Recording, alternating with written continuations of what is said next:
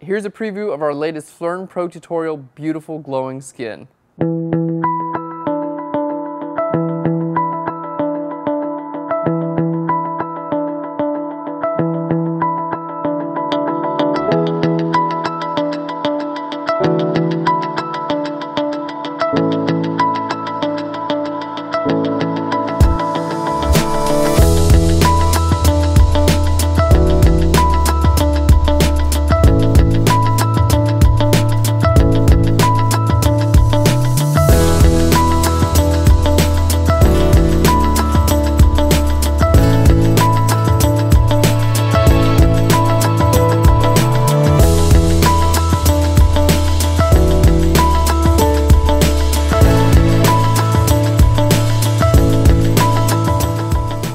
For more information on this awesome tutorial, check out Phlearn.com.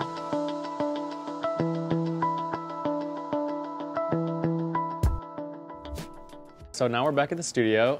I guess sometimes what happens when you're in a place where you're not really sure the exact legal limits is the police can show up.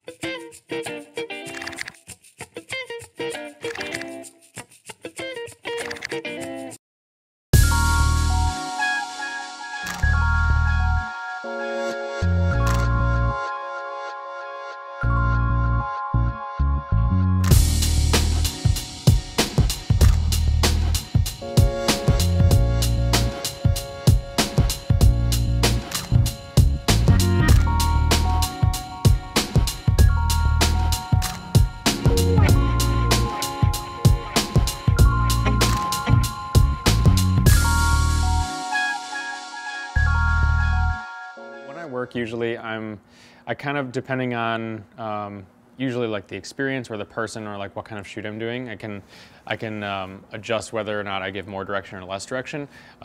With people that are kind of understanding that they like will move a lot, and like each photo that's taken will kind of like bring about a new gesture, and if I see something that I like, I'll maybe stop and go back to like that hand motion or that gesture or that movement. But I like a lot of movement within actual taking of the photography, because I feel like I capture moments within those, you know, like those movements. Do that one more time and like bring your fingers up to your eyebrows and make you look jacked. Dope. Keep that. Chin down a little bit more until your head this way a little bit. Other way. Other way. Yeah. Do that one actually. So cover and then bring your arms in a little bit more. Sweet. I just kind of get something that's more natural, that doesn't seem so like overly posed, because I'm just like, I feel really stiff if I overly pose. So sometimes I just like to bring out a little bit more of like moving throughout the entire piece. Stand on your toes, just like lean back a little bit. Make sure both eyes look at me this time, and just like stand completely straight and put your toes in like this. This is gonna be like the weird, and then you're gonna like relax your neck, because you look jacked right now. And I want you just to like take a deep breath in through your mouth. So I'm kind of just like shooting a lot, like rapid fire almost sometimes throughout, so that I know that like within one of those points, like I liked how he was moving along and I want to capture like a moment of that. So it kind of brings out something a little bit different than I didn't even really anticipate. And then let it out. Chin down. Bring one hand up here, turn a little bit. I like to get a lot of different things. I think over time, I've kind of learned, like, when I'm looking at photos later on, like in post-processing, and I'm like, oh man, if I would have just moved a little bit to the right or a little bit to the left, or if like, that would have been cool if I would have gotten more of an up angle to capture like that little piece that I see. Like whenever I used to play video games or watch cartoons or movies or something like that, and you would see that they were like peering around the corner or something, and you would like kind of move a little bit, even though like obviously on the screen you can only see that one thing. But if you just like, you feel like if you can move a little bit more, like I always thought of that, like if I just moved a little bit more, like during the actual photo process, like I would have captured something a little bit different that would have brought a little bit more to the photo. So when I'm shooting now, I've kind of just positioned myself in different places within that same original idea I have, because I know for myself that I capture a little bit more, and I usually get a little bit more out of it if I'm kind of like moving during the shoot, and I'm capturing different angles of like the same person in that same situation, but just like the slight movement can kind of add so much more to the photo. I do like a quick edit with just like, I'll change like exposure in the whites, because I usually know what I'm normally used to, or like what I like, what I'll pretty much generically do, and then I'll do that quick with every photo. I'll just like do a, like sync the batch. I shoot in RAW, and then I usually have been shooting in aperture priority. So I will set basically the aperture to like where I want it, usually for more depth of field. The lens that I mostly used during the shoot was a 50mm 1.4.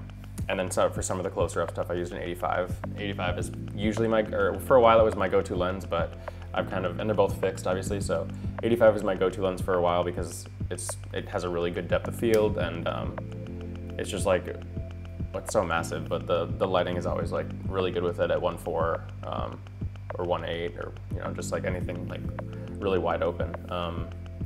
But now I've been kind of using the 50 a little bit more because I was so much like focused on face and creating stuff with that for a while, where now I'm trying to like pull back a little bit and incorporate more of the environment, so you have more of that storyline. As I kind of move more into like lifestyle branding and stuff like that, I like to figure out a way to not just focus on the subject, but also focus on like what's behind him and what's a part of where he is right now, like no matter where it is. Just so it's a little bit more almost documentary in the sense of, the location, just to bring together that whole story and that vibe. I forgot what the beginning of this question was. Talking about time. Oh yeah, so I shoot at,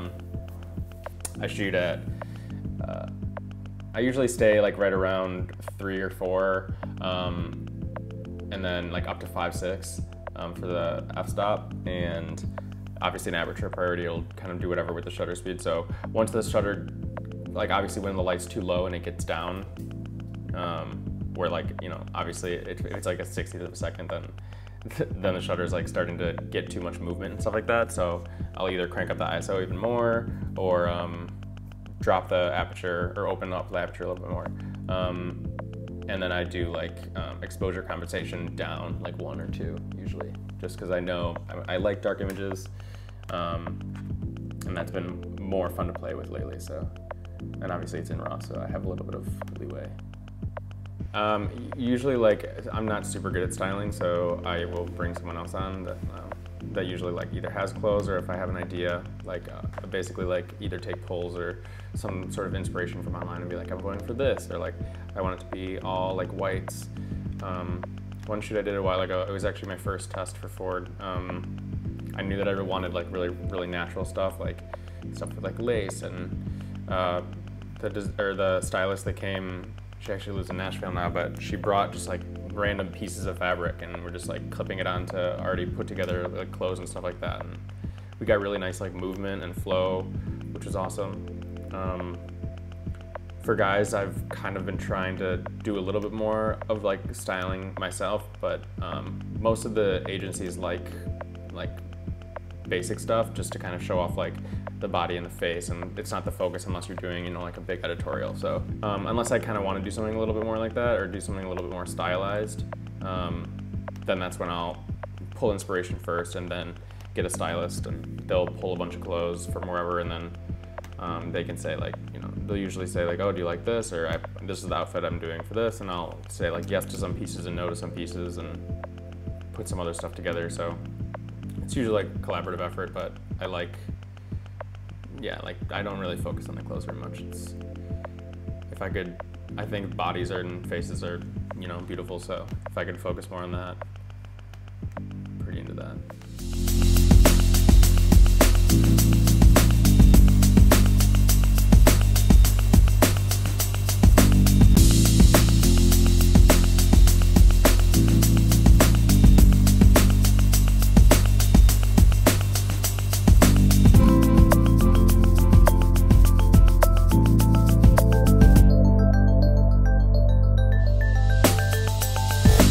Hi guys, Kat from Phlearn here. For more information on our episode, please check out our website at www.phlearn.com. Also check out our latest photo shoots, which include turning a woman into a chocolate bar, making an epic burger, and lighting a hand on fire. If you want a free tutorial, please sign up for our newsletter, because it's a free tutorial. It's awesome.